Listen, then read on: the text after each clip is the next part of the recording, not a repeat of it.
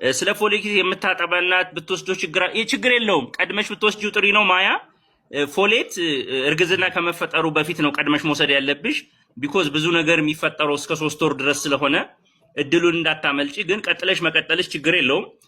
ግን የተፈጥሮ የጀርባ አጥንት የሚሰራው ከእርግዝና በ3 ወር ውስጥ ስለሆነ ብዙዎቻችን ሴቶች ደግሞ የምትሰሩት ይረሳል ማለት እርግዝና መቼ እንደሚፈጠር አይታወቅም።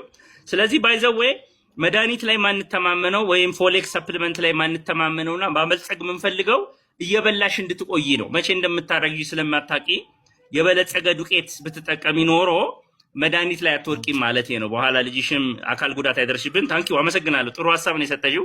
መቀጠልሽ ጥሩ ሆኖ ግን ፎሌት እና አይረን መውሰድ ያለብሽ እርግዝና ከመከሰቱ በፊት ነውና ይሄንን ለማድረግ ደግሞ ምግብ መብላቱ የበለጸገ ዱቄት መውሰዱ ጥሩ ነው። በእርግዝና ደግሞ ስትገቢ ይሄ የፎሌክ አሲድ እና አይረን ታብሌት መድኃኒቱን ሕክምና ቦታ ስትሄጂ ቶሎ መውሰድ ያስፈልጋል። አለበዛ በሀገራችን ብዙ ህጻናቶች ለአካል ጉዳት እየተዳረጉ ጀርባቸው ከፍቶ ይቀርና ሳይገጥም ይቀርና ለብዙ አመታት ችግር ምንድነው ስፓይና ቢፊዳ የሚባል በሽታ አለና ሰፕሊመንቴሽን ጥሩ ነው። ግን ቀድማችሁ ምግብ ከበላችሁ ይሄ ሁላ ችግር ይቀራልና እናቶችም ባሎችም ካላችሁ ዴት ማድረግና ወደ ትዳር ስታስቡ ገርልፍሬንዳችሁን ምግብ ጋብዟት። ምግብ ጥሬ ስጋ ብቻ አይደለም እየቀያየራችሁ ዴት መሆን ያለበት የተለያየ የተሰባጠረ ምግብ ያለበት ቦታ። አንዳንድ ሰው ዴት የሚያደርገው እንግዲህ ወይ ጥሬ ስጋ ቤት ወይ አበባ ይዞ መሄድ ነው።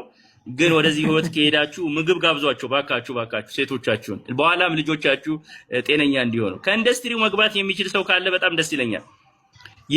በሱቅ ያለው ዱቄት፣ ጨው፣ ሁሉ ነገር ከየት እንደሚመጣና ፈጣሪ ይጠብቀን። አይዞሽ አትፍሪ። በመማር መለየት ነው። እውነት ነው። ጋብዙን ትላለች መልእክተ ከበደ። ስለዚህ ዴት የምታረጊውን ሰውዬ የተሰባጠረ ምግብ ትጋብዘኛለህ ወይ ብለሽ ጠይቂው። ከክራይቴሪያ ውስጥ ጋብዙን ነው የምትለው። እውነቷን ነው። ጋብዟቸው።